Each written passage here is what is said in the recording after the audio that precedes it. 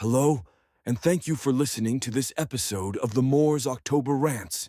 Today's episode is going to be titled, No One Cares About Your Pain in Life. In life, we all feel pain, and naturally, we want to express it. We want someone to hear us, to understand what we're going through. But here's the truth I've come to learn. Our pain means more to us than it ever will to most other people. It's a tough pill to swallow. We grow up believing in the idea that if we hurt, someone will care, that someone will show up, listen, hold space for our suffering. But reality doesn't always work that way. The world can be cold, people can be indifferent, and that hurts in a different kind of way. See, pain is personal. It shapes us, weighs on us. We carry it through the day, into our sleep. But to the outside world, it's just noise, background static. Most people are tuned into their own frequency, locked into their own struggles. That's not meant to be cynical, it's just human nature. You start to notice that when you open up, some folks change the subject. Others might nod, but they don't really hear you. And then there are those who just outright ignore it. It's not always malice, it's not always personal. Sometimes they just don't have the capacity to care.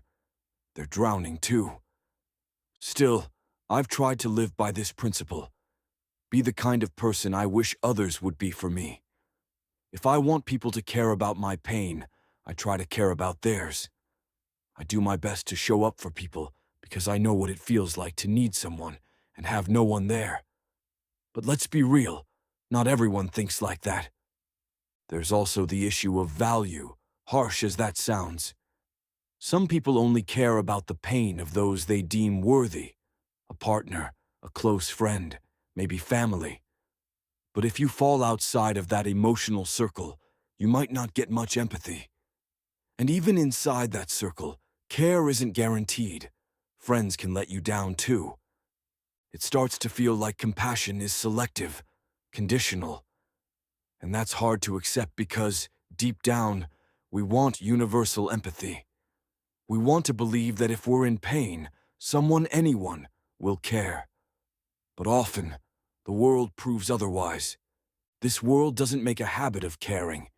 It's driven by survival, competition, ego.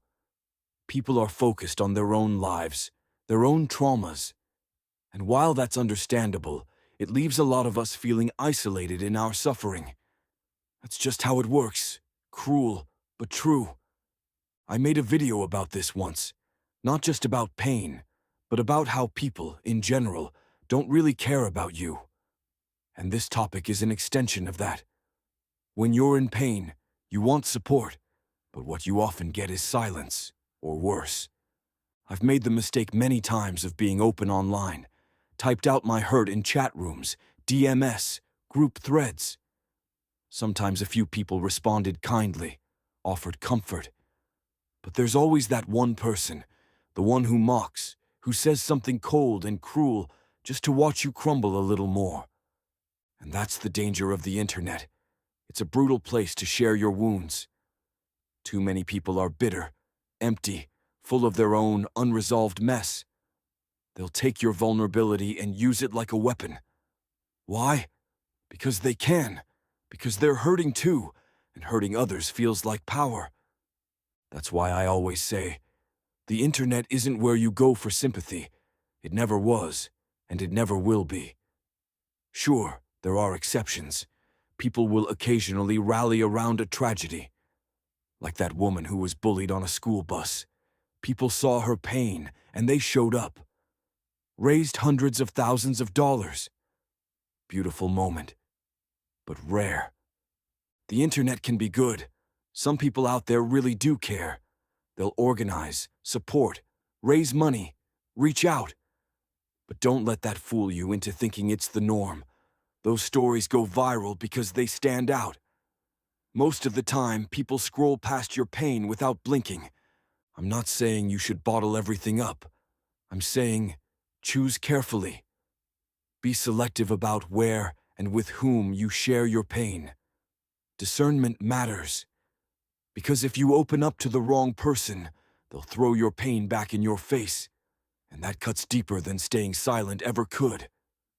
Trial and error plays a big role here. Sometimes you think someone's safe, someone gets it, and they betray your trust. Other times, you hold back and later find out that person could have been there for you. It's not a perfect science, but it gets easier with time. I keep seeing it online: Reddit posts, tweets, anonymous confessions, people spilling their hearts out, begging for someone to care. Breakups, death, trauma, abuse, and yes, there are kind people in those threads. But there are also trolls, people who just want to poke at your open wounds and laugh. Even with downvotes, even with moderation, those hurtful comments get through. And they stick. That's the cost of exposing your pain in public. It's not that you shouldn't ever speak your truth. It's that you've got to protect it. Guard your heart. Choose who gets access to it. We can sit around and cry, complain, and wonder why people don't care about our pain. We can spend all this time thinking about it, turning it over and over in our heads. But it's like sitting around, wondering why someone you went to school with doesn't like mashed potatoes. You can obsess over it, analyze it from every angle, and still, they don't like mashed potatoes. Nothing changes. Even if you somehow figure out the reason, it's still true. They don't like them. Same thing with people and your pain. If they don't care, knowing why won't make them start. So all that time and energy you spend wondering, it's just a waste. At the end of the day, your pain is sacred. Treat it that way. The world might not care, but that doesn't mean you stop caring. Just means you get smarter about who you let in. Anyways, thank you for listening to this episode of the Moors October Rants. Signing out. Have a good one, guys. Goodbye for now.